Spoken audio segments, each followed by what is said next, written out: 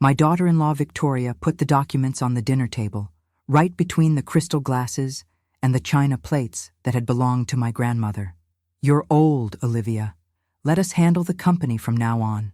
Her voice carried that sweet condescension I had grown to despise over the past months. I smiled, picked up my gold pen, the same one I had used to sign million-dollar contracts for 30 years, and signed where she pointed. She toasted with champagne, so confident, so certain she had finally gotten what she wanted. But when she opened the real folder later that night, she discovered it was her own sentence I had just signed. Can you imagine discovering that the person you trusted most, the mother of your grandchildren, had been systematically planning to strip you of everything you built with your own hands? What would you do if your own family saw your age not as wisdom, but as weakness to be exploited? I remained silent at that dinner table, watching Victoria's triumphant smile, but I already knew that within 24 hours, my response would forever alter the destiny of our family. What she didn't know was that I had been 3 steps ahead of her game for weeks. My name is Olivia Wentworth. I am 68 years old, and until 6 months ago, I was the CEO and majority shareholder of Wentworth & Associates, a commercial real estate firm I built from nothing after my husband's death 15 years ago. I started with a single property and transformed it into a company worth $12 million.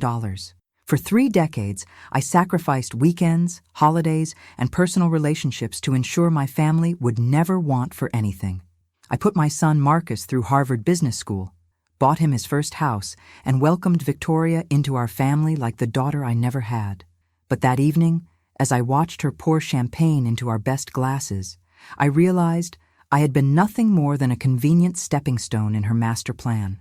The woman I had trusted with my grandchildren's future had spent months convincing my son that I was becoming senile and incapable of handling business decisions. She had whispered poison into his ear, painting me as a stubborn old woman clinging to control when I should be enjoying retirement. What Victoria failed to understand was that building a multi-million-dollar empire from scratch requires more than luck. It demands strategic thinking, attention to detail, and the ability to read people's true intentions. Skills that don't diminish with age, they sharpen. The documents she placed before me that night were supposed to transfer 60% of my company shares to her and Marcus, leaving me with a minority stake in my own creation. The paperwork looked official, complete with legal letterhead and corporate seals. She had thought of everything, except one crucial detail. I had been expecting this moment for weeks. You see, when you've spent decades negotiating with some of the most cunning minds in commercial real estate, you develop an instinct for betrayal. It starts with small signs, hushed phone conversations that stop when you enter the room, concerned glances between family members, sudden interests in your mental health and cognitive abilities. Victoria had been sloppy with her plotting, leaving digital footprints that she assumed a tech-illiterate old woman would never discover. But she forgot one thing about women of my generation. We survived in a man's business world when such a thing seemed impossible. We learned to be 10 times smarter and twice as ruthless just to earn a seat at the table. Those skills don't rust, they become part of your DNA. As Victoria raised her glass that night, toasting what she believed was her victory, I mentally reviewed the real documents waiting in my attorney's office, papers that would not only protect my company, but ensure that her greed would cost her everything she thought she was gaining. The signature I gave her wasn't surrender. It was the first move in a chess game she didn't even know she was playing. Because while Victoria was celebrating her supposed triumph, she had no idea that her new business partner, the one whose company she thought she was inheriting, had already decided her fate. The morning after our celebration dinner, I woke up at 5:30, as I had every day for the past 40 years. But this time, instead of reviewing market reports and property assessments, I sat in my study reviewing the audio recordings my private investigator had delivered 3 weeks earlier. Victoria's voice came through crystal clear on the digital file. "The old bat is finally losing it. Did you see how confused she got about the Henderson property deal? This is our chance, Marcus. We need to act fast before she completely ruins everything we've worked for." My own son's response still cut deep, even after hearing it dozens of times. "You're right, honey. Mom's getting too emotional, too attached to the past. Maybe it is time for her to step back." What struck me wasn't just the betrayal. It was the calculated coldness of it all. Victoria had been documenting every minor mistake I made, every moment of normal human forgetfulness, building a case against my mental competency. She had folders full of evidence, times I misplaced my keys, occasions when I repeated a story, moments when I seemed confused during family dinners. But here's what my dear daughter-in-law failed to realize. I had been in the real estate business since before she was born. Every mistake she documented was actually a test I had designed to see how far she would go. The Henderson property deal she mentioned? I had deliberately acted confused about it to see if she would try to manipulate the situation to her advantage. When I forgot where I put important contracts, it was to observe whether she would search my office when she thought I wasn't looking. Every seemingly senile moment had been carefully orchestrated theater, designed to make her reveal her true intentions, and Victoria had played her role perfectly. The recordings revealed a conspiracy that went far deeper than I had initially suspected. She hadn't just convinced Marcus that I was losing my mental faculties. She had been in contact with my business competitors, sharing confidential information about our upcoming deals. She had accessed my personal files, photographed sensitive documents, and even attempted to poison relationships with my longest-standing clients by suggesting they might want to wait until the company has more stable leadership. But the most shocking revelation came in a conversation she had with her sister Amanda, recorded just 5 days before our dinner. Once we have control of the company, we'll need to put Olivia in one of those assisted living places. Not the nice ones, something basic. We'll need every penny to expand the business properly. Besides, what's she going to do, complain? By then, everyone will already believe she's lost her mind.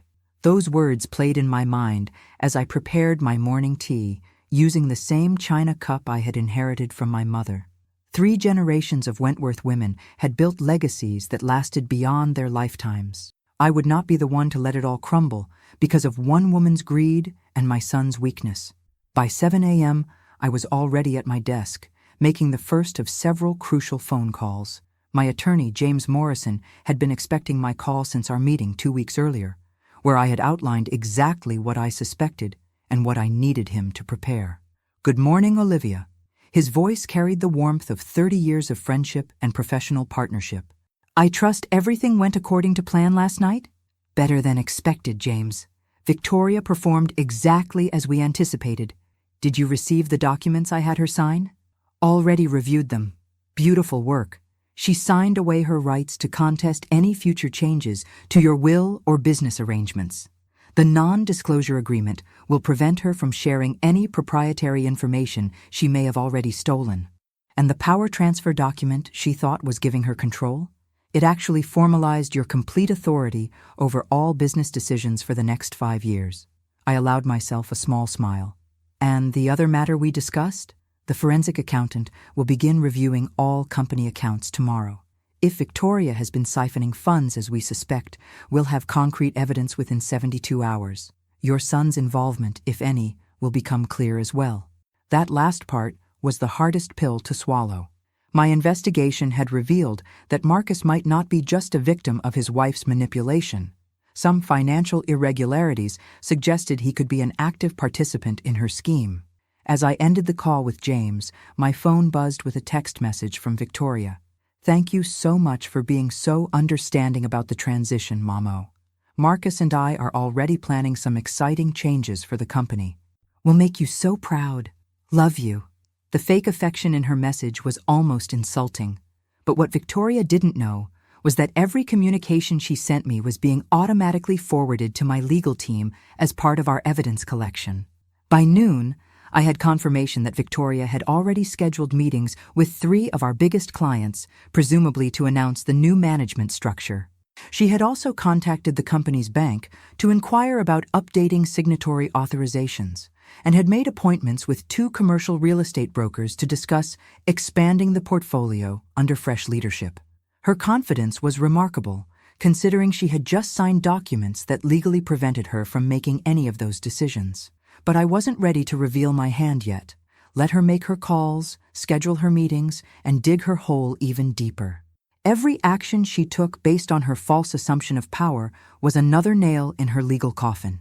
That afternoon, as I watched her car pull into my driveway for our transition planning meeting, I felt something I hadn't experienced in months: complete control.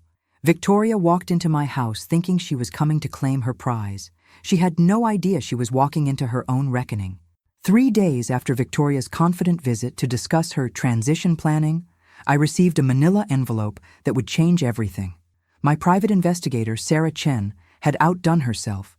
Inside were bank statements, credit card records, and digital forensic reports that painted a picture so damning.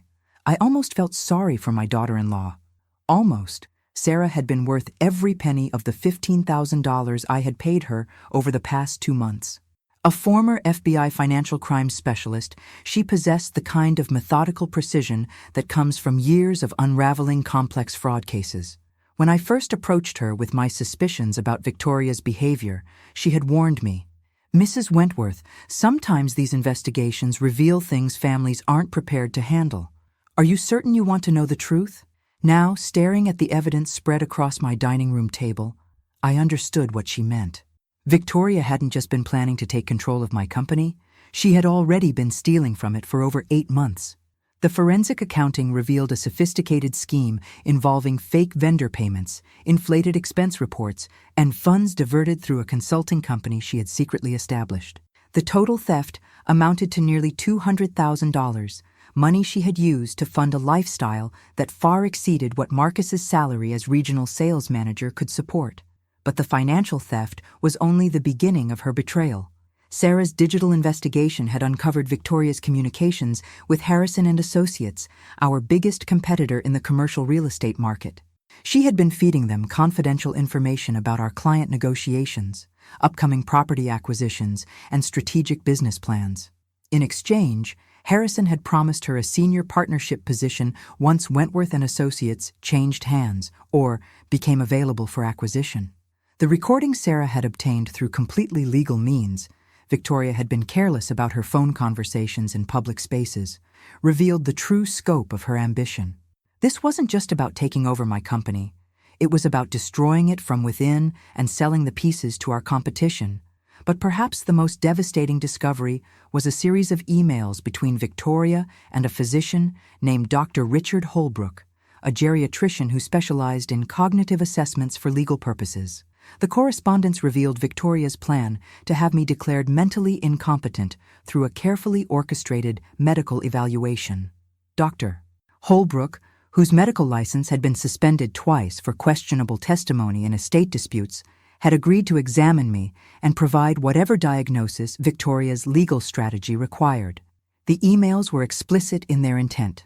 Dr. Holbrook, as we discussed, Mrs. Wentworth has been showing clear signs of dementia and confusion. A professional assessment confirming her diminished capacity would be tremendously helpful for the family's peace of mind and legal planning purposes. Of course, we understand that such specialized evaluations require appropriate compensation for your expertise. Reading those words, I felt a cold fury unlike anything I had experienced since my husband's death. Victoria wasn't just stealing my money or my company. She was attempting to steal my very identity, my reputation, and my autonomy as a human being. But Sarah's investigation had also revealed something Victoria couldn't have anticipated. I wasn't her first victim. Through her network of professional contacts, Sarah had discovered that Victoria's previous employer, an elderly widow named Dorothy Patterson, had died under suspicious circumstances just 18 months before Victoria married my son. Mrs. Patterson had initially changed her will to include Victoria as a beneficiary after Victoria had worked as her companion for 6 months. However, 3 weeks before Mrs. Patterson's death, she had attempted to reverse that decision, claiming Victoria had been pressuring and manipulating her. Mrs. Patterson died of what was ruled an accidental overdose of her heart medication before she could meet with her attorney to change the will back. Victoria inherited $47,000 and a vintage jewelry collection worth an additional $23,000. The pattern was becoming clear, and it made my blood run cold thinking about how close I had come to falling into the same trap. That evening, as I reviewed Sarah's complete report for the 3rd time, my phone rang. It was Marcus, and his voice carried a tension I hadn't heard since his teenage years. "Mom, We need to talk. Victoria showed me some papers that don't look right. Something about financial investigations and frozen accounts? She's really upset, saying someone is trying to frame her for something she didn't do. I closed my eyes, feeling a mixture of relief and heartbreak. Perhaps my son wasn't as deeply involved in Victoria's scheme as I had feared. Perhaps there was still hope for salvaging our relationship once the truth came out. "Marcus," I said carefully, "I think it's time we had a conversation about a lot of things. Can you come over tomorrow morning?" And Marcus, "Come alone." There was a long pause before he replied, "Is everything okay, Mom? You sound different." "Everything will be okay, son. But first, we need to discuss what your wife has been doing behind both of our backs." As I hung up the phone, I walked to my study and opened the safe where I kept my most important documents. Tomorrow, I would show Marcus evidence that would shatter his world but potentially save his future. Tonight, I would prepare for the most difficult conversation a mother ever has with her child. The conversation where she has to prove that the woman he loves is a predator who saw their family as nothing more than her next target. The game Victoria thought she was winning was about to change rules entirely. And this time, she wouldn't even know she was playing until it was far too late to save herself. Marcus arrived at my house the next morning, looking like he hadn't slept in days. His usually perfectly styled hair was disheveled, his tie crooked, and there were dark circles under his eyes that reminded me of the worried little boy he used to be when his father was dying. He sat across from me in the same living room where I'd taught him to read, where we had celebrated his Harvard acceptance, and where I had welcomed Victoria into our family 3 years ago. "Mom, Victoria is convinced someone is setting her up. She spent all night crying, saying our family is being attacked by business competitors who want to destroy us." He rubbed his temples, a gesture he had inherited from his father. "But some of the things she's telling me don't add up. She says you've been acting confused and making poor business decisions. But yesterday, I saw you handle that conference call with the Morrison Group like the sharp businesswoman you've always been." I had been dreading this moment for weeks, but now that it was here, I felt an unexpected calm. "Marcus, before we discuss Victoria, I need you to understand something important. Everything I'm about to show you, every piece of evidence I'm going to share, comes from a place of love. Love for you, for our family's legacy, and for the grandchildren I hope to have someday." I opened the folder Sarah had prepared specifically for this conversation, a condensed version of her findings, organized chronologically to tell the story of Victoria's deception in the clearest possible way. 2 months ago, I noticed some irregularities in our company's financial reports. Small things at first, vendor payments that didn't match invoices, expense reports with questionable items. As a responsible business owner, I hired a forensic accountant to review our books. Marcus leaned forward, his expression shifting from defensive to concerned. "What kind of irregularities?" I handed him the first set of documents. "Over the past 8 months, Victoria has stolen nearly $200,000 from Wentworth and Associates. She created a fake consulting company called Sterling Business Solutions and has been authorizing payments to herself for services that were never provided." I watched the color drain from my son's face as he studied the bank statements, the forged invoices, and the paper trail that led directly to accounts Victoria controlled. "This has to be a mistake," he whispered, but his voice lacked conviction. "Victoria wouldn't. She doesn't even handle the company finances. Marcus, look at the signatures on these authorization forms. Look at the dates. Every single fraudulent payment was processed during weeks when you were traveling for client meetings, and I was handling property inspections outside the office. Victoria had access to our systems, our accounts, and our trust. But the financial theft was only the beginning. I showed him the communications between Victoria and Harrison and Associates, our primary competitor. My son's hands actually shook as he read emails where his wife detailed our client strategies, our upcoming property acquisitions, and confidential negotiations that could only have been accessed through his or my private files. "She's been feeding our business secrets to Harrison for months, Marcus. They've been outbidding us on properties because they knew our maximum offers before we even submitted them." Marcus set down the papers and stared at the wall for a long moment. When he finally spoke, his voice was barely audible. "The Riverside Plaza deal. We lost it last month because Harrison came in just $5,000 over our final offer. Victoria said it was just bad luck, that these things happen in competitive markets. It wasn't luck, son. It was industrial espionage. I gave him time to process this information before showing him the most damaging evidence. Victoria's communications with Dr. Holbrook about having me declared mentally incompetent. As Marcus read his wife's emails discussing my supposed cognitive decline, her plans to have me medically evaluated by a corrupt physician, and her intentions to place me in basic assisted living once she gained control of my assets, I watched 28 years of my son's trust crumble in real time. She wrote this? He held up the email where Victoria described me as the old bat who's finally losing it. She actually called you, wrote these things about you. There's more, Marcus. Victoria isn't just a thief. She's done this before. I explained about Dorothy Patterson, the elderly widow who had died under suspicious circumstances after changing her will to benefit Victoria. I showed him the investigative report that revealed Victoria's pattern of targeting vulnerable older adults, gaining their trust, and systematically stealing their assets. Mrs. Patterson tried to change her will back when she realized what Victoria was doing. She died 3 weeks later from what was ruled an accidental medication overdose. Victoria inherited $70,000 from a woman she had known for less than 8 months. Marcus stood up abruptly and walked to the window, staring out at the garden his grandmother had planted 60 years ago. How long have you known? I suspected something was wrong about 6 weeks ago.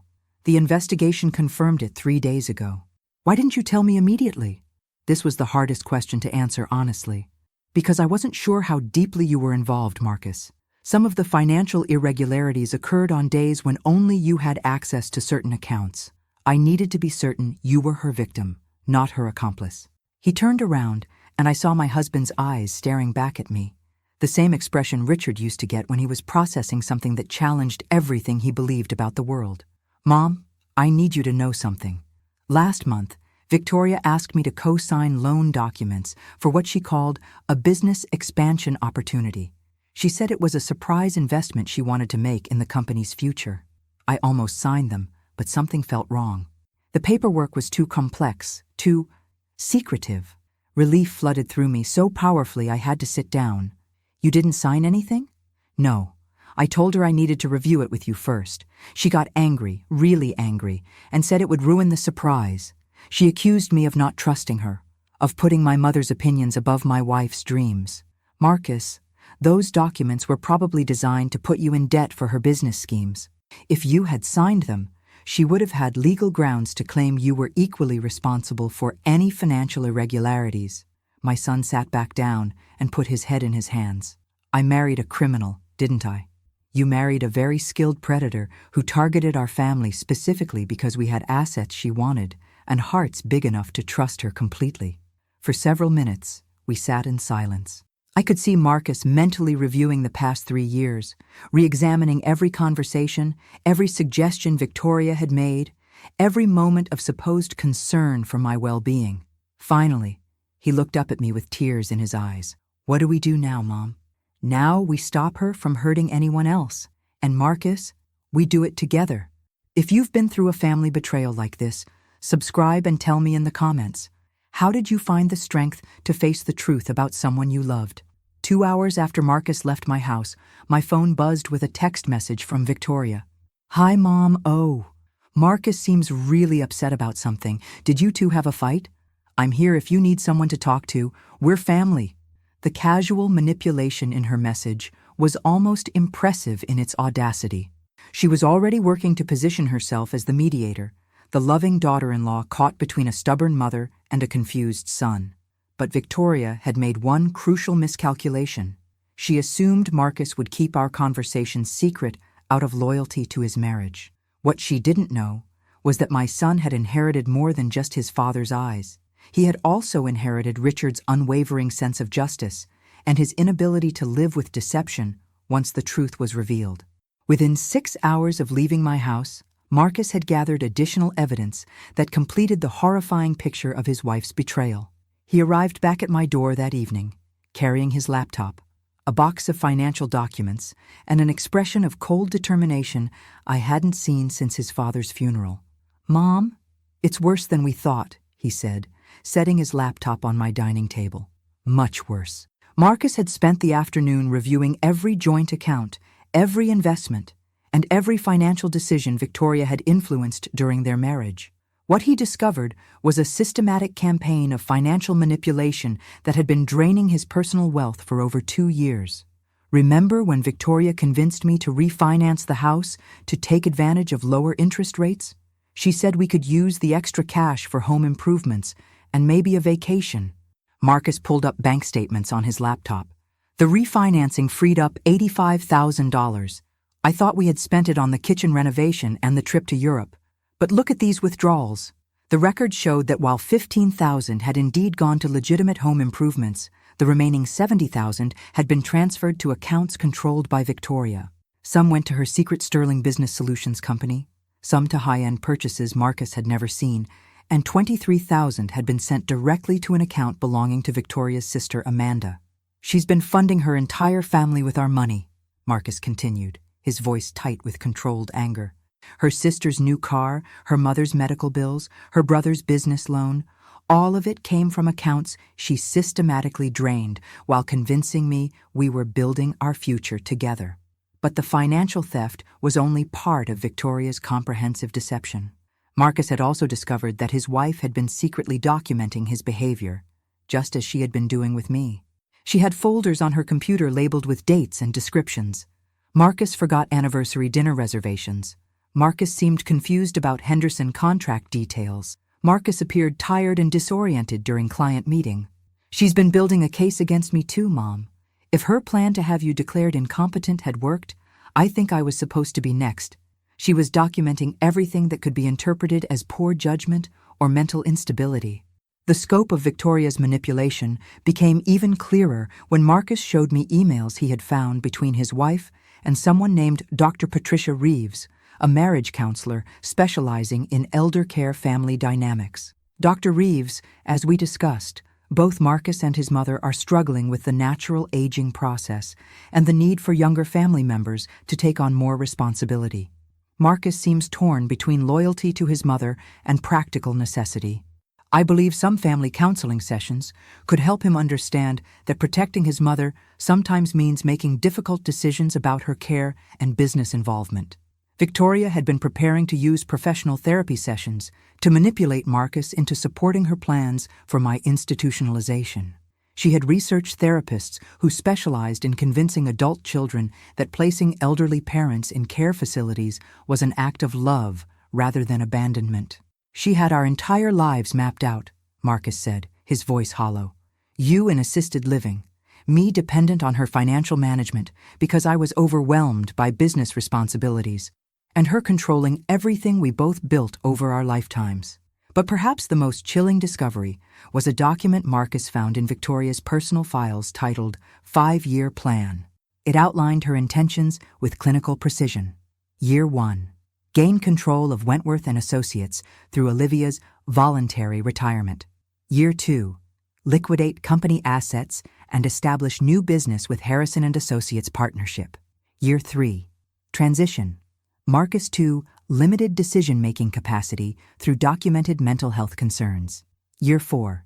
Assume full financial power of attorney for both family members. Year 5. Secure long-term care arrangements and finalize estate. Planning optimization.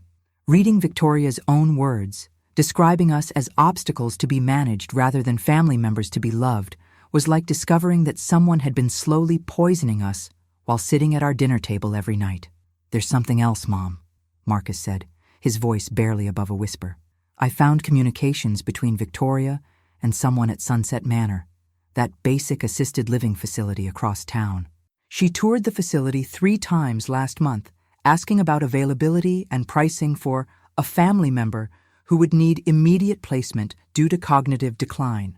The image of Victoria walking through that facility, evaluating rooms where she planned to warehouse me while she spent my life's work, filled me with a rage so pure it was almost cleansing. But anger, I had learned over 6 decades, was only useful when channeled into action. "Marcus, I need you to understand something very important," I said, taking his hands in mine. "Victoria isn't just a thief or even just a predator. She's a sociopath who has been playing a long-term game with our lives. The woman you married, the mother you hoped would bear your children, never existed. She was a carefully constructed persona designed to gain access to our family's resources. My son nodded, tears streaming down his face. I know. I've been thinking about our entire relationship, and I can't find a single moment of genuine emotion from her. Every laugh, every tear, every expression of love, it was all performed for an audience. But here's what Victoria doesn't understand about our family, Marcus. We didn't build what we have by being victims. We built it by being smarter, more determined, and more strategic than anyone who tried to take advantage of us. I walked to my safe and retrieved the documents James Morrison had prepared weeks earlier. Papers that would not only stop Victoria's theft, but ensure she faced the full legal consequences of her actions. Tomorrow morning, we begin the final phase of exposing your wife's crimes. But I need to know, son, are you prepared for what comes next? Because once we start this process, there's no going back to the illusion of the happy family Victoria created. Marcus wiped his eyes and looked at me with an expression of absolute resolve. She destroyed our family the day she decided we were her victims instead of her loved ones. I'm ready to stop her, Mom. I'm ready to make sure she never does this to anyone else.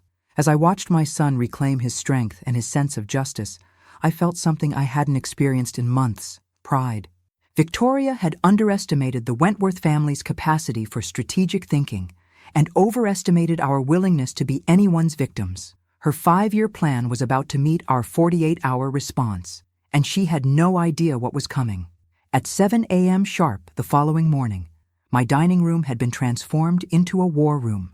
James Morrison sat at the head of the table with 3 thick folders containing legal documents that would dismantle Victoria's life piece by piece. Sarah Chen had arrived with additional evidence gathered overnight: bank records, phone logs, and digital forensics that painted an even darker picture of my daughter-in-law's criminal enterprise. Marcus sat beside me, pale but determined, ready to participate in the destruction of his own marriage to save what remained of our family. "Before we begin," James said, adjusting his reading glasses with the methodical precision of a man who had spent 40 years destroying criminals through paperwork, "I want everyone to understand exactly what we're initiating today. This isn't just about recovering stolen money or protecting Olivia's business assets. We're building a federal case that will likely result in Victoria facing multiple felony charges and significant prison time." The weight of those words settled over the room like a heavy blanket. Despite everything Victoria had done, despite the calculated cruelty of her betrayal, the reality of sending Marcus's wife to prison felt momentous and irreversible. "Mrs. Wentworth," Sarah interjected, "overnight surveillance confirmed that Victoria met with Dr. Holbrook at his private office. Our audio surveillance, completely legal as they were in a public parking lot, captured their conversation about accelerating the timeline for your competency evaluation. She's planning to have you examined next week, with the goal of filing for emergency conservatorship before the end of the month." The urgency of Victoria's timeline meant we had to act immediately. She had sensed that something was wrong after Marcus's behavior the previous evening, and like any predator facing exposure, she was moving to secure her prey before it could escape. James spread out the first set of documents across the table. "The criminal complaint is ready for filing with the district attorney's office. We have documented evidence of embezzlement, wire fraud, elder abuse, conspiracy to commit fraud, and attempted coercion of a medical professional to provide false testimony. Each charge carries substantial penalties, and the combination virtually guarantees significant prison time." But the criminal case was only the beginning of our response. James had also prepared civil lawsuits that would recover every penny Victoria had stolen, plus damages for emotional distress and punitive awards that would ensure she emerged from prison with less than nothing. "The asset seizure orders are particularly comprehensive," James continued. "We can freeze every account Victoria controls, place liens on any property she's purchased with stolen funds, and recover items she's gifted to family members using your money. Her sister's car, her mother's medical expenses, her brother's business investment, all of it will be reversed." Marcus spoke for the first time that morning. "What about the house? Our home is in both our names. Based on the evidence of financial fraud, we can demonstrate that your portion of the house payments came from diverted company funds, Sarah explained. The court will likely award you full ownership while requiring Victoria to repay her fraudulent contributions or face additional penalties. But beyond the legal and financial consequences, we had also prepared psychological warfare designed to expose Victoria's true nature to everyone in her social and professional network. The most elegant aspect of our strategy, James said with a slight smile, is that Victoria will destroy herself. We're going to give her enough rope to hang herself, and she'll do it eagerly because she still believes she's winning the game. Here's how the trap would work. Marcus would return home and inform Victoria that I had agreed to undergo voluntary cognitive testing with a physician of her choosing, and that I was prepared to sign over controlling interest in the company if the tests revealed any mental decline. He would tell her that our conversation had convinced me I was being stubborn and unfair, and that maybe it was time to let the younger generation take the lead. Victoria's greed would compel her to accelerate her timeline, scheduling the fake evaluation with Dr. Holbrook immediately and moving forward with asset transfers before I could change my mind. Every action she took based on this false information would provide additional evidence of her criminal intent and her willingness to exploit what she believed was an elderly person's cognitive vulnerability. While Victoria is preparing for her victory, Sarah explained, we'll be documenting every move she makes. Phone calls to Dr. Holbrook, communications with Harrison and Associates about the company acquisition, meetings with financial institutions about account transfers, all of it will be recorded and cataloged as evidence of ongoing criminal conspiracy. The beauty of this approach was that Victoria's own psychology would become her downfall. She was so confident in her manipulation skills, so certain that she had successfully deceived us, that she would never suspect we were 3 steps ahead of her game. Marcus looked troubled by the deception required of him. "Mom, I've never been good at lying.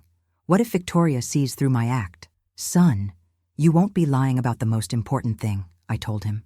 "You'll be genuinely upset about our family situation, genuinely confused about who to trust, and genuinely concerned about making the right decisions.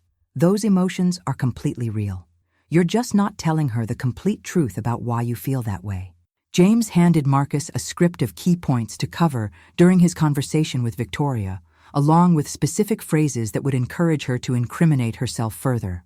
The goal is to make her feel so confident in her victory that she becomes careless about covering her tracks. But we also prepared contingency plans in case Victoria suspected our trap.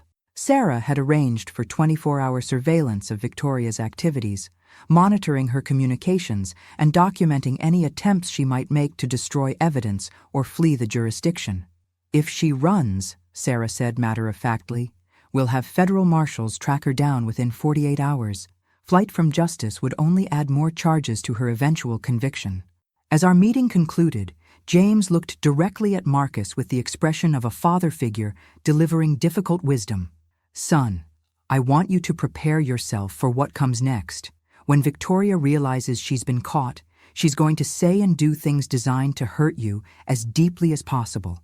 She'll claim you and your mother conspired against her, that she was the victim of a vindictive family, that everything she did was motivated by love and concern for your well-being. None of that will be true," James continued, "but it will sound convincing because Victoria is skilled at psychological manipulation. Remember that her words are just another tool she uses to control people. Don't let her plant seeds of doubt about what you know to be true." As Marcus left to return home and begin the most difficult performance of his life, I felt a mixture of anticipation and sadness. Within 72 hours, the woman who had shared our holiday meals, who had celebrated birthdays with our family, who had slept under my roof as a trusted daughter-in-law, would be sitting in a jail cell awaiting trial for multiple felonies.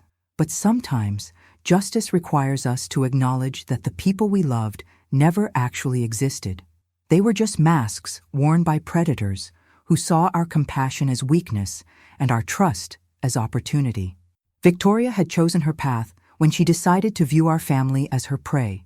Now she would discover what happens when the prey decides to fight back. Marcus returned home that evening, carrying the weight of our family's future on his shoulders. Through the surveillance equipment Sarah had discreetly installed in my son's house the previous week, with his full knowledge and consent, we could monitor Victoria's reactions in real time as Marcus delivered his carefully rehearsed performance. I sat in my study with Sarah, both of us wearing headsets connected to the audio feed, listening as my son began what might have been the most important conversation of his life. "Honey, we need to talk about my mother," Marcus began, his voice carrying exactly the right mixture of exhaustion and resignation. "I spent hours with her today, and I think you've been right about her condition being worse than I wanted to admit." Even through the audio equipment, I could hear Victoria's sharp intake of breath, the sound of a predator sensing that her prey was finally walking into the trap she had spent months preparing. "Oh, Marcus!" Victoria's voice oozed with false sympathy. "I know how hard this must be for you to accept, but I'm so proud of you for finally seeing the situation clearly. What happened during your conversation?" Marcus followed our script perfectly. She kept repeating herself, asking me the same questions about company policies we've discussed dozens of times, and when I mentioned the Henderson property deal, she looked completely blank, like she had never heard of it before. It was scary, Victoria. Really scary. "Sweetie, I hate that you had to see her like that, but maybe it's a blessing in disguise. Now you understand why I've been so concerned. We can't let her make business decisions when she's in this condition. It wouldn't be fair to her, or to the people who depend on the company." The manipulation in Victoria's voice was masterful. She managed to sound caring and concerned while simultaneously driving the knife deeper into what she believed was my son's growing doubt about my competency. "She actually admitted that maybe it's time to step back from the business," Marcus continued. "She said she doesn't want to be stubborn about something as important as the company's future. She's willing to undergo cognitive testing and abide by whatever the results show." Through our headsets, Sarah and I could hear Victoria moving around the room, probably pacing with excitement as she realized her long-term plan was finally coming together. "Marcus, that's such a mature decision on her part. It shows that deep down, she still cares more about the family than her own pride." Victoria's voice had taken on the tone of a therapist guiding a patient toward an inevitable conclusion. "Did she mention anything about who she'd want to handle the evaluation?" "Actually, she said she'd prefer someone you and I choose together. Someone we trust to be objective and thorough. She doesn't want there to be any question about the results." This was the moment we had been building toward, giving Victoria the opportunity to suggest Dr. Holbrook while making her believe the idea was coming naturally from the conversation rather than from her predetermined script. "Well," Victoria said, her voice carefully casual, "I actually know of an excellent physician who specializes in these kinds of assessments. Dr. Richard Holbrook has worked with several families in similar situations, and he has a reputation for being very thorough and compassionate." Marcus paused, as if considering this suggestion seriously. "Would you be able to arrange something with him? I think the sooner we handle this, the better it will be for everyone." "Of course, darling. I'll call his office first thing tomorrow morning. These evaluations usually take a few days to schedule, but given the urgency of your mother's condition, I'm sure he can see her by the end of the week." Sarah muted her microphone and whispered to me, "She's going to call Dr. Holbrook tonight. Our phone surveillance will record every word of that conversation, including any discussion about predetermined results or financial arrangements for his testimony." As Marcus and Victoria's conversation continued, Victoria began revealing more of her long-term strategy. She suggested that once the cognitive evaluation confirmed what everyone could already see, they would need to move quickly to protect the company and my personal assets from any confusion or poor decision-making on my part. "Your mother built something incredible, Marcus, but she's not the same person who created Wentworth and Associates. We owe it to her legacy to make sure the company continues to thrive even as her health declines." The calculated coldness of Victoria's words, discussing my supposed deterioration while simultaneously planning to profit from it, made my hands clench into fists. But I forced myself to remain calm and focused. Emotional reactions wouldn't help us now. Strategic thinking would. Victoria also revealed that she had already been in contact with some business advisors about the most efficient way to transition company ownership and management responsibilities. She painted these conversations as preliminary research to help the family navigate a difficult situation. but we knew she was actually coordinating with Harrison and Associates to facilitate the acquisition of my company at a fraction of its true value.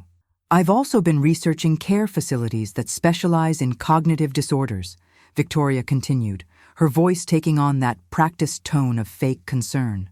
There are some beautiful places that provide excellent support for people in your mother's situation, places where she wouldn't have to worry about business stress or financial decisions. That seems premature, Marcus replied, following our script.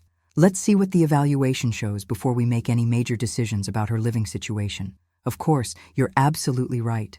I'm just thinking ahead because these facilities often have waiting lists, and if your mother does need specialized care, we'd want to ensure she has access to the best possible options. After 90 minutes of conversation, Marcus finally ended the call using our predetermined signal. Victoria, I need some time to process all of this. It's been an emotional day, and I want to make sure I'm thinking clearly about what's best for everyone. As the audio feed went silent, Sarah immediately began reviewing the digital recordings we had captured. Olivia, this is better than we hoped for. Victoria incriminated herself on multiple levels: conspiracy to defraud an elderly person, coordination with a corrupt medical professional, and premeditated plans to institutionalize you against your will. But the evening's intelligence gathering was far from over. Within 2 hours of Marcus's conversation ending, our phone surveillance detected Victoria making calls to Dr. Holbrook, Harrison and Associates, and Sunset Manor Assisted Living Facility. Each conversation provided additional evidence of her criminal conspiracy and her complete lack of genuine concern for my well-being. She discussed expediting the evaluation process with Dr. Holbrook, confirmed acquisition timeline expectations with Harrison, and requested immediate availability from Sunset Manor for a patient who would be placed within the next 2 weeks. As I listened to these recordings later that evening, I marveled at how efficiently Victoria had destroyed any remaining doubt about her true character. In the span of 3 hours, she had provided us with enough evidence to ensure her conviction on multiple felony charges. But more importantly, she had revealed the complete scope of her plan, a plan that would have left me imprisoned in a care facility while she and her business partners systematically dismantled everything I had built over 30 years of work. Tomorrow, Dr. Holbrook would call to schedule my evaluation.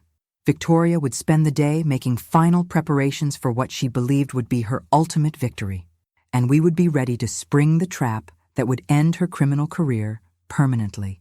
The hunter had become the hunted, but she still didn't know the game had changed.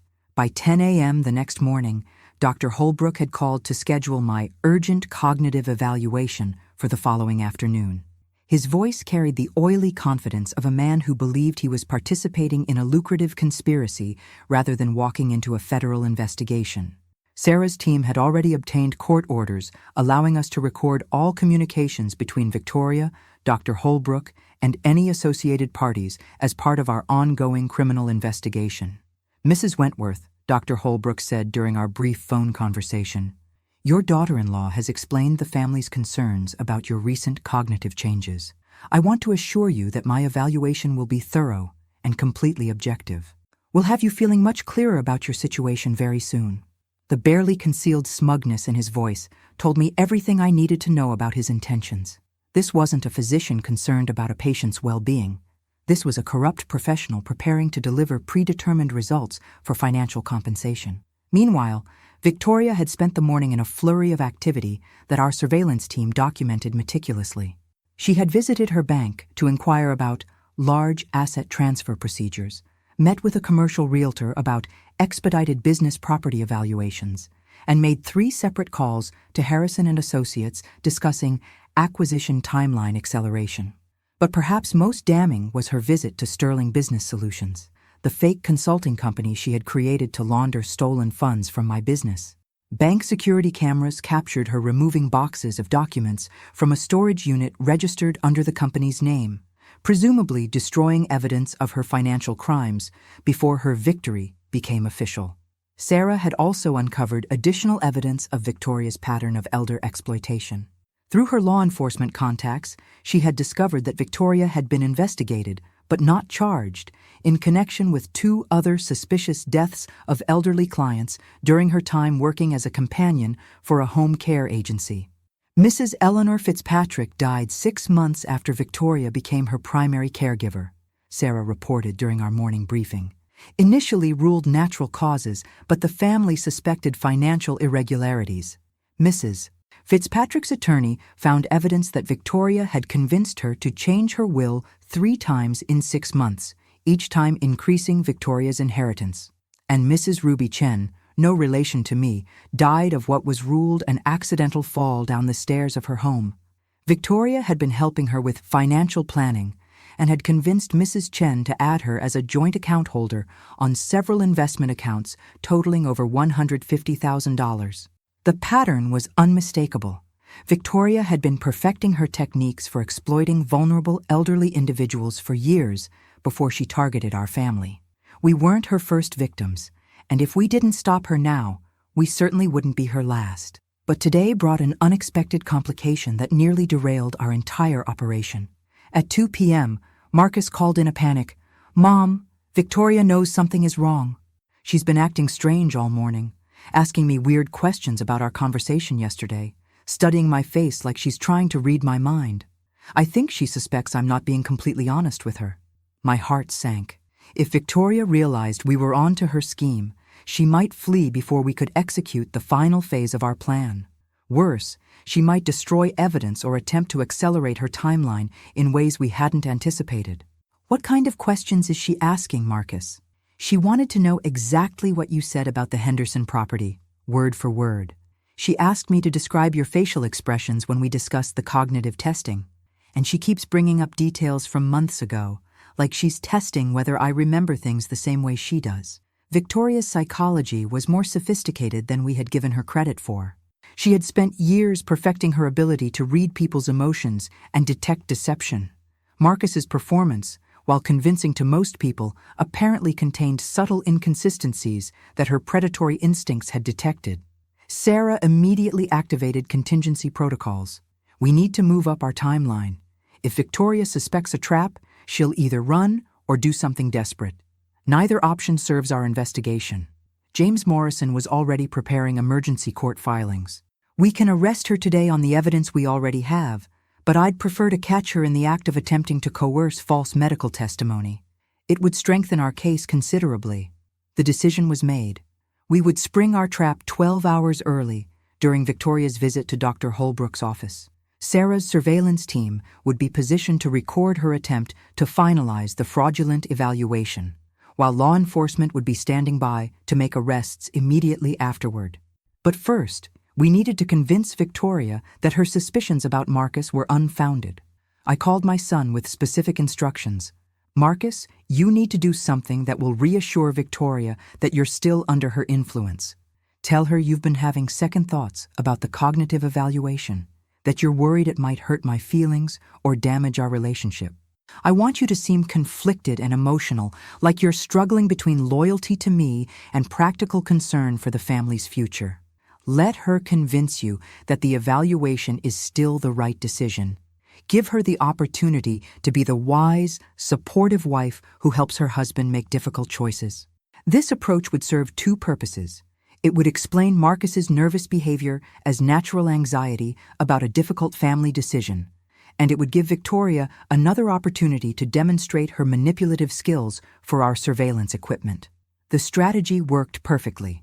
Within 30 minutes of Marcus's confession of doubt, Victoria had launched into a masterful performance of supportive manipulation, using every psychological technique in her arsenal to convince him that proceeding with the evaluation was an act of love and responsibility.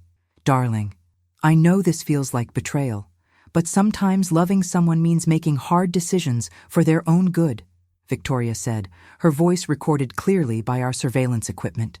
"Your mother raised you to be compassionate and loyal, but those same qualities can make it hard to see when someone you love needs help they can't ask for themselves." She continued weaving her web of false logic and emotional manipulation.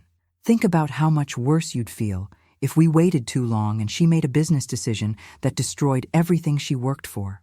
The evaluation isn't about taking anything away from her. It's about protecting her legacy and giving her peace of mind." By the end of their conversation, Victoria was so confident in her psychological control over Marcus that she made a fatal error. She revealed the true timeline of her plan. Tomorrow, after Dr. Holbrook confirms what we already know, we'll need to move quickly on the business transition.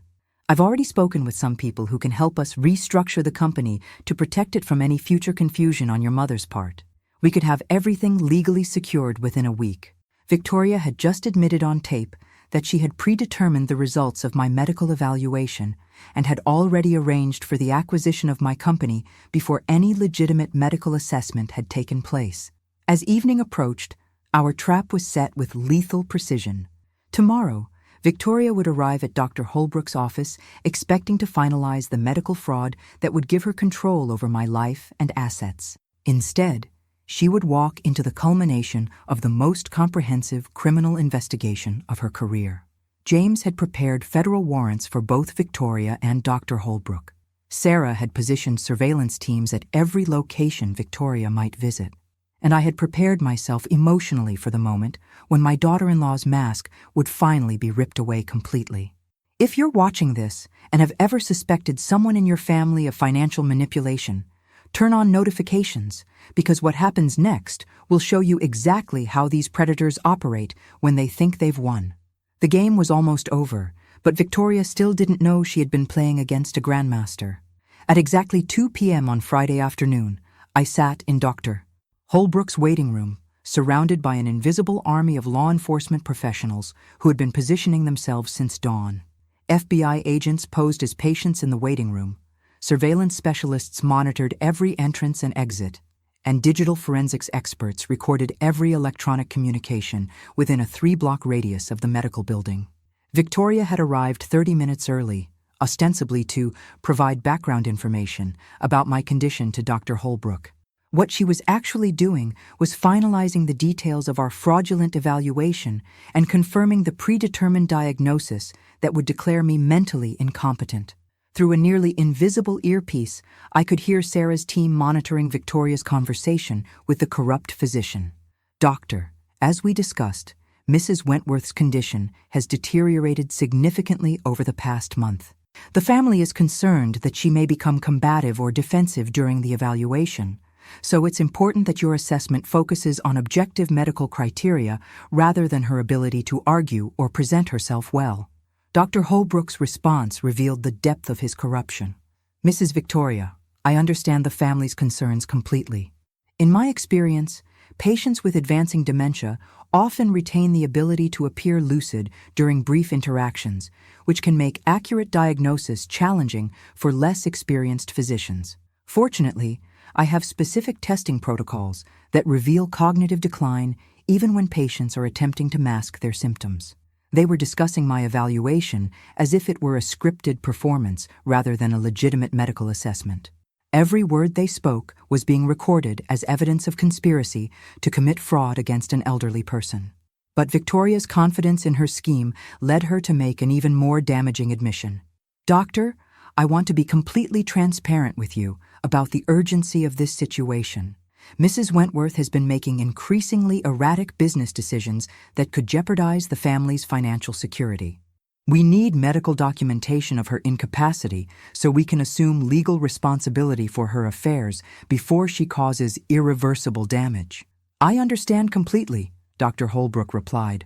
The evaluation I conduct today will provide the medical foundation necessary for any legal proceedings the family might need to pursue regarding conservatorship or asset protection. Through my earpiece, I heard Sarah whisper, "They just confessed to conspiracy to commit elder abuse on federal surveillance equipment. We have everything we need for conviction." When Dr. Holbrook finally called me into his office, I played my role as the confused elderly woman Victoria expected me to be. I answered his questions with deliberate hesitation, occasionally repeated myself, and appeared to struggle with simple memory tasks that any legitimately impaired person would find challenging. But Dr. Holbrook wasn't conducting a real evaluation. He was going through the motions of an assessment while documenting predetermined conclusions. His questions were designed to elicit responses that could be interpreted as evidence of cognitive decline, regardless of how I actually answered them. "Mrs. Wentworth, can you tell me what year it is?" he asked, his pen already moving across his evaluation form before I had a chance to respond. It's 2025, I answered clearly. And what season are we in currently? It's fall, September. Despite my correct answers, I could see him making notes that would undoubtedly misrepresent my responses as confused or delayed. The evaluation continued for 45 minutes, during which Dr. Holbrook asked standard cognitive assessment questions while simultaneously documenting responses that bore no relationship to my actual performance. He was creating a medical record that would support Victoria's predetermined narrative about my mental decline. But the most revealing moment came when Dr. Holbrook stepped out of the room to consult with his colleague about my results. Through the surveillance equipment, we could hear him reporting to Victoria in the hallway. The evaluation confirms your concerns about your mother-in-law's cognitive state. I'll have the formal assessment completed by tomorrow morning, but you can proceed with confidence that the medical documentation will support whatever legal steps the family needs to take. Victoria's response was captured with perfect clarity. Dr. Holbrook, I cannot express how grateful our family is for your thorough and professional assessment. Marcus will be so relieved to know that we're finally getting his mother the help she needs. When Dr. Holbrook returned to complete his fraudulent evaluation, I continued playing my role as the declining matriarch who needed her family's protection. But internally, I was calculating the prison sentences that both he and Victoria would face for elder abuse, medical fraud, and conspiracy charges. As the evaluation concluded, Dr. Holbrook delivered his predetermined verdict with practiced sympathy. Mrs. Wentworth, I want you to know that the concerns your family has expressed about your recent memory and decision-making challenges are medically valid. My assessment indicates that you would benefit significantly from having trusted family members assist you with complex financial and business decisions. However, he continued, this doesn't mean you can't continue living independently or maintaining your personal autonomy.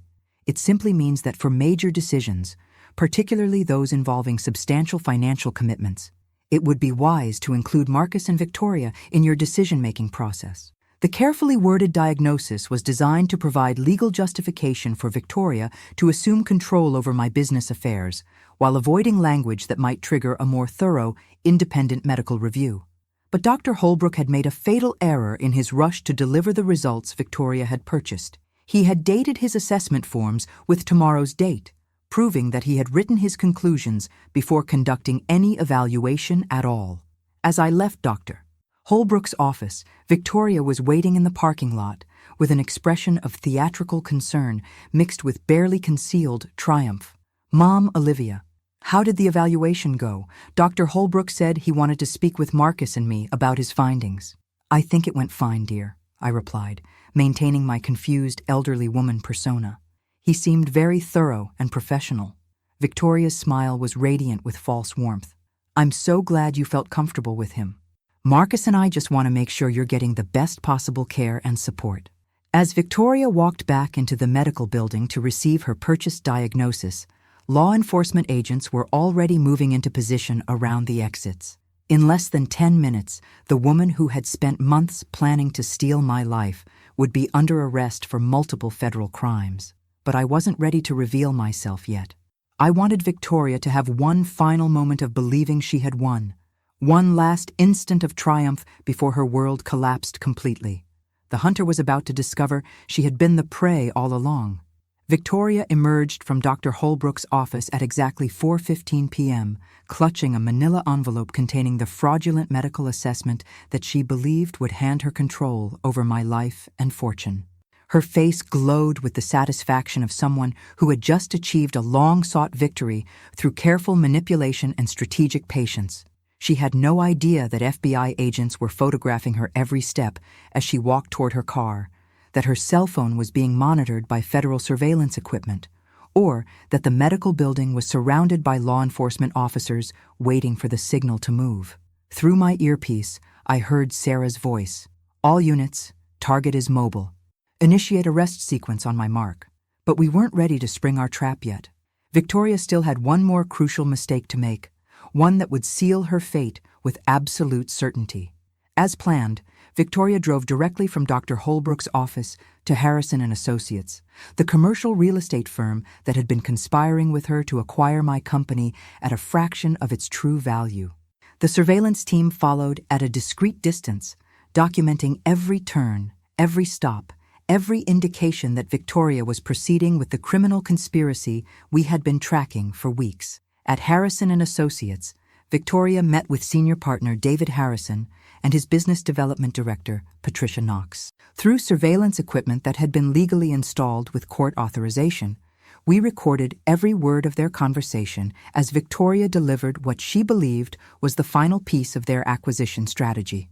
"Gentlemen, I have excellent news," Victoria announced, placing Dr. Holbrook's fraudulent assessment on Harrison's conference table. "Mrs. Wentworth's cognitive evaluation confirms what we've suspected for months. She's no longer capable of making complex business decisions independently." David Harrison's response revealed the depth of their conspiracy. "Victoria, this is exactly what we needed to move forward with the acquisition.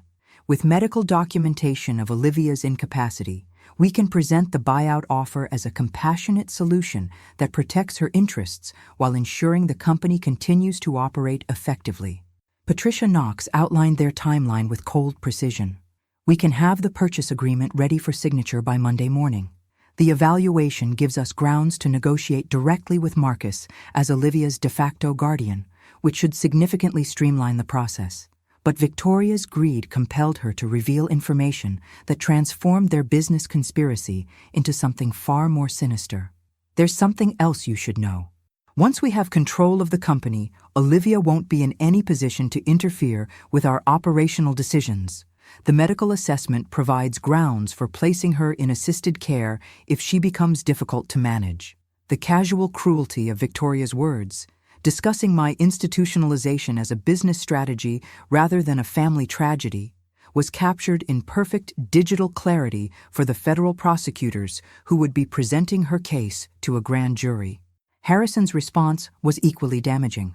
"Victoria, I admire your thoroughness in handling the family dynamics.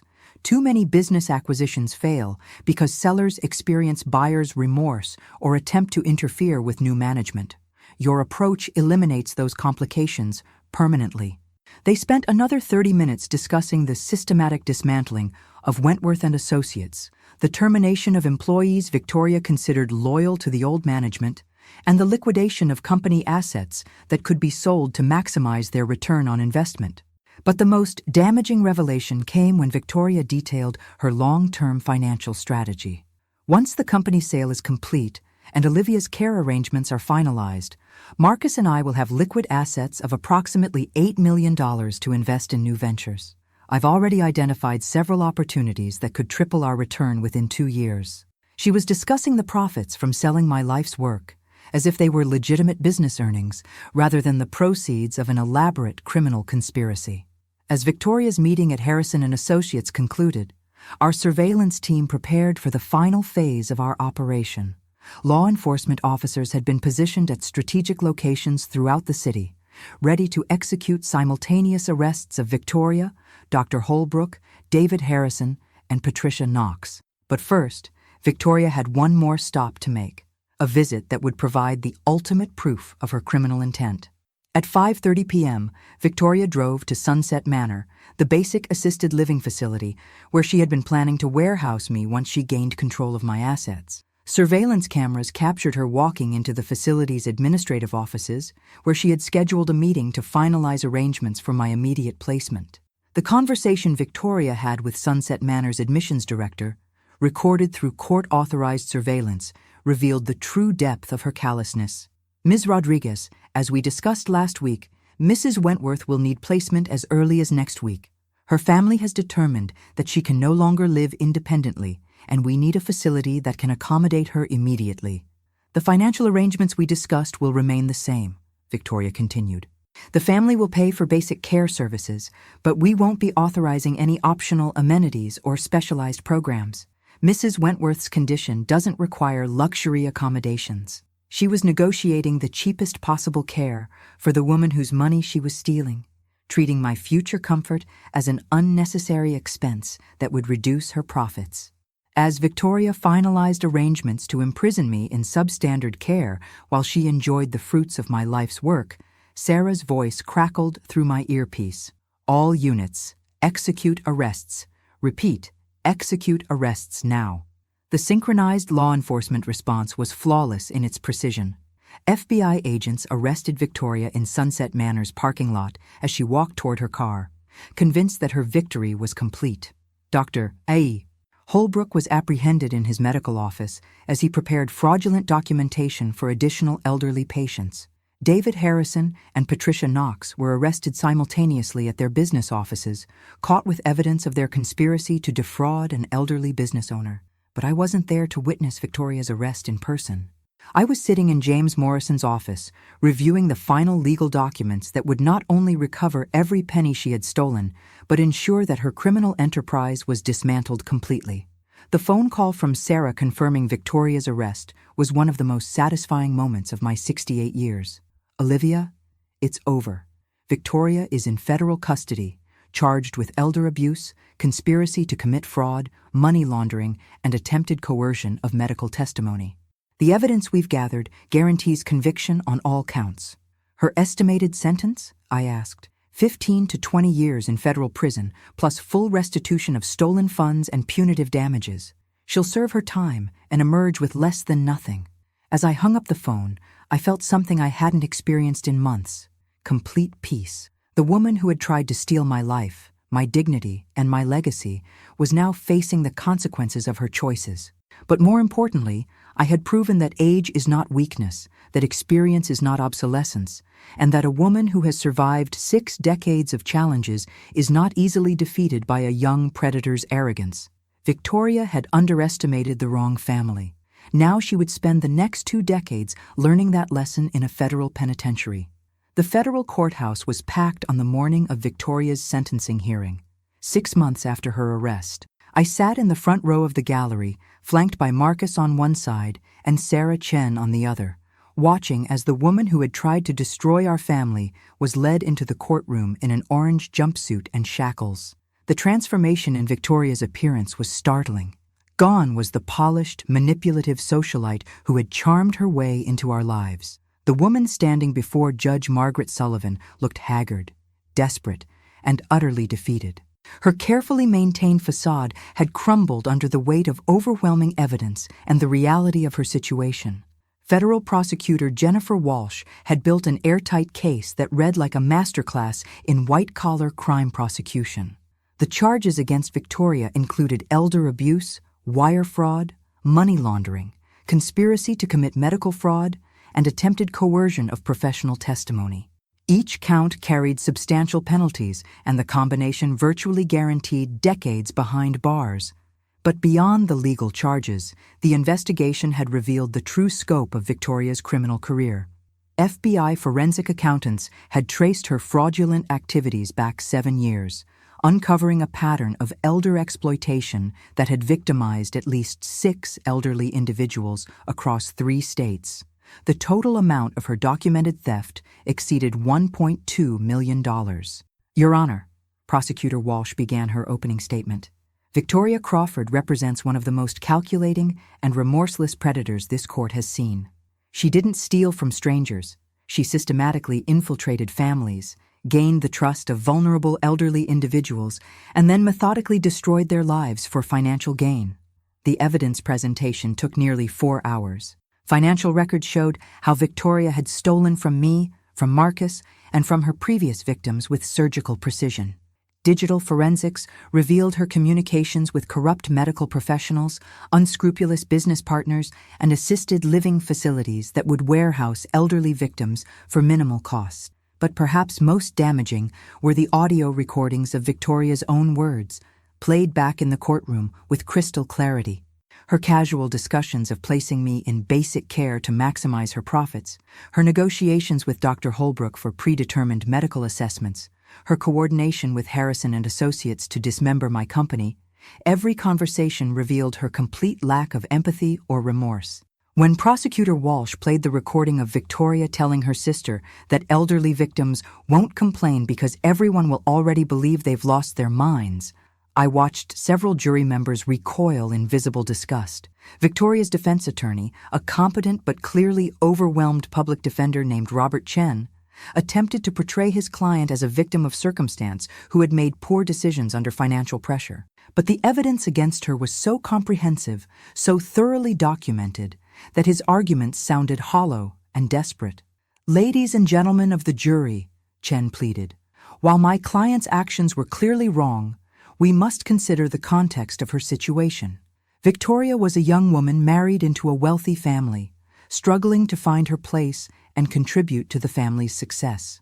The jury's expressions suggested they weren't buying this narrative.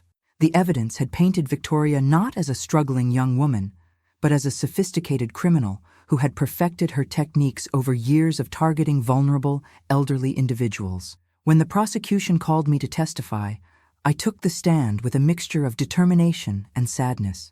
This was the moment I had been preparing for since the day I first suspected Victoria's betrayal. "Mrs. Wentworth," Prosecutor Walsh asked, "can you describe for the jury how Victoria's actions affected not just your financial security, but your emotional well-being and family relationships?"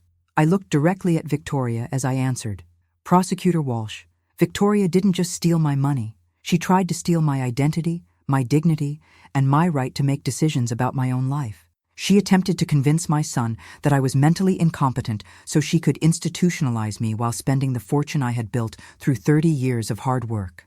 But perhaps most painfully," I continued, "she destroyed the trust that holds families together. She made my son doubt his mother's mental capacity, made me question whether the woman I had welcomed as a daughter truly cared about our family, and created divisions that will take years to heal completely." Victoria stared at the defense table throughout my testimony, refusing to make eye contact. The woman who had been so confident in her manipulation skills couldn't even look at the victim she had tried to destroy. The jury deliberated for less than 3 hours before returning with guilty verdicts on all counts. As the foreman read each verdict, guilty, guilty, guilty, I watched Victoria's shoulders slump with the realization that her criminal career had finally caught up with her. But the most satisfying moment came during the sentencing phase, when Judge Sullivan addressed Victoria directly. "Ms. Crawford, in 32 years on this bench, I have rarely encountered a defendant who showed such calculated cruelty toward vulnerable victims. You didn't commit crimes of passion or desperation. You executed systematic campaigns of psychological and financial abuse against elderly individuals who trusted you with their lives. The evidence shows that you are not just a thief, but a predator who specifically targets the most vulnerable members of our society. Your victims weren't random. They were elderly individuals whose age and trust you saw as opportunities for exploitation." Judge Sullivan sentenced Victoria to 18 years in federal prison, followed by 5 years of supervised release. She was also ordered to pay full restitution of all stolen funds, plus punitive damages totaling an additional $500,000. Dr. Holbrook received 8 years for his role in the medical fraud conspiracy. David Harrison and Patricia Knox were sentenced to 6 years each for their participation in the business fraud scheme. As the court officers led Victoria away in shackles, she finally looked at me. For just a moment, I saw not the manipulative predator who had tried to destroy my family, but a broken woman who had gambled everything on her ability to outsmart people she had underestimated. I felt no satisfaction in her downfall, only relief that she would never be able to hurt another elderly person the way she had tried to hurt me. Walking out of that courthouse with Marcus and Sarah, I realized that justice had been served not just through the legal system, but through the demonstration that age and experience are powerful weapons against those who mistake wisdom for weakness. Victoria had learned too late that some battles are won not through youth and manipulation, but through strategy, patience, and the kind of deep intelligence that only comes from surviving decades of life's challenges. The predator had become the prey, and justice had been swift, thorough, and completely satisfying. 2 years have passed since Victoria's sentencing, and I'm sitting in the same study where I first discovered her betrayal. But everything has changed. The company she tried to steal has grown by 40% under new leadership. Marcus has proven himself to be not just my son, but my worthy successor as CEO of Wentworth and Associates. The assets she attempted to plunder have been not only recovered, but expanded through strategic investments that have secured our family's future for generations. But the most profound transformation has been in my relationship with Marcus. The crisis that Victoria created, ironically, brought us closer together than we had been since his childhood. Going through that battle side by side taught us both that family bonds, when tested by genuine adversity, can emerge stronger than ever. Marcus has become a fierce advocate for elder rights, speaking at conferences about financial abuse prevention and working with law enforcement to identify potential predators before they can victimize vulnerable seniors. He often tells audiences, "My mother taught me that wisdom and experience are not weaknesses to be exploited. They are strengths to be respected and weapons to be feared by those who underestimate them." The investigation that brought down Victoria also exposed a network of elder abuse that stretched across multiple states. Sarah Chen's forensic work led to the prosecution of 12 other individuals involved in similar schemes, potentially saving hundreds of elderly victims from financial exploitation. The FBI created a task force specifically focused on elder financial crimes, using our case as a training model for investigators nationwide. Dr. Holbrook lost his medical license permanently and served 6 years in federal prison. Upon his release, he was required to make public statements about the dangers of medical professionals who compromise their ethics for financial gain. His case became a cautionary tale taught in medical schools about the importance of maintaining professional integrity regardless of financial incentives. Harrison and Associates was forced into bankruptcy when their involvement in our case triggered investigations of their other business practices. David Harrison and Patricia Knox lost everything: their business, their professional reputations, and their freedom. The commercial real estate properties they had acquired through questionable means were sold to compensate their victims, including several other elderly business owners they had targeted. But perhaps the most significant outcome of our ordeal was the establishment of the Wentworth Foundation for Elder Protection, a nonprofit organization that provides resources and support for seniors facing financial exploitation. The foundation offers free legal consultation, investigative services, and educational programs that teach older adults how to identify and respond to manipulation attempts. We've helped over 300 families in the past 18 months, and the stories we hear confirm that Victoria's tactics were not unique. They were part of a widespread pattern of predators who specifically target older adults because they assume age equals vulnerability. Last month, I received a letter from Victoria in prison. After 2 years of silence, she had apparently decided to reach out with what she claimed was an apology. The letter was a masterpiece of continued manipulation, full of excuses about her difficult childhood and financial pressures that had supposedly forced her into criminal behavior. But what struck me most about her letter wasn't the continued attempts at manipulation. It was the complete absence of genuine remorse. Even facing 16 more years in prison, Victoria couldn't acknowledge the real harm she had caused. She saw herself as a victim of circumstances rather than a predator who had chosen to exploit vulnerable people. I threw her letter away without responding. Some people are beyond redemption, and Victoria had proven herself to be one of them. Instead, I focused my energy on the positive changes that had emerged from our ordeal. Marcus married a wonderful woman named Catherine last spring, a pediatric surgeon who treats him as an equal partner rather than a source of financial opportunity. Catherine has become the daughter I never had, and watching her genuine love for my son has helped heal the wounds Victoria's false affection created. The grandchildren I had once hoped Victoria might give me are now a reality through Catherine, who brought 2 beautiful stepchildren into our family and recently gave birth to my first biological grandchild. Little Richard, named after his grandfather, will grow up in a family that values integrity, mutual respect, and the wisdom that comes from surviving life's challenges. These days, when people ask me about the experience of being targeted by a family member for financial exploitation, I tell them this: the greatest revenge against someone who tries to steal your life is to live that life more fully than they ever imagined possible. At 70 years old, I'm more active in business than I was at 50. I serve on the boards of 3 nonprofit organizations, mentor young women entrepreneurs, and travel extensively with Catherine and the grandchildren. Victoria tried to convince the world that my age made me weak and incompetent. Instead, surviving her betrayal proved that experience and wisdom are among the most powerful tools anyone can possess. The company she tried to steal now employs over 200 people and has become a leader in ethical business practices. The fortune she attempted to plunder has grown into a legacy that will support my family and numerous charitable causes for generations to come. But most importantly, the strength she tried to break has become an inspiration for countless other seniors who face similar challenges. Through the foundation, through Marcus's advocacy work, and through my own public speaking, we've turned Victoria's attempt to victimize us into a platform for protecting others.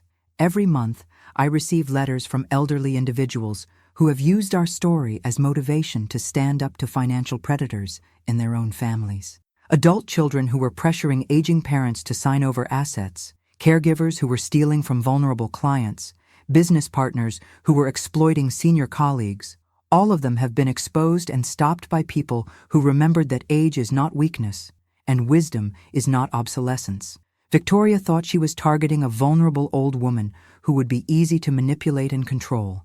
Instead, she challenged a survivor who had spent 70 years learning that the most dangerous battles are won not through physical strength, but through strategic thinking, patient planning, and the kind of deep intelligence that only comes from decades of experience. The predator became the prey, the hunter became the hunted, and justice was not just served, it became the foundation for protecting countless others from similar attacks. If you're an older adult watching this story, remember, your age is your strength, your experience is your weapon, and your wisdom is something no young predator can overcome. Never let anyone convince you that growing older makes you weaker. It makes you more formidable than you've ever been. And if you're a family member of an elderly person, remember that protecting them means more than just watching for strangers who might take advantage of them.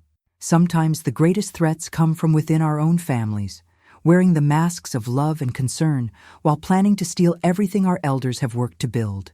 Victoria is now 43 years old, sitting in a federal prison cell, with 14 years remaining on her sentence.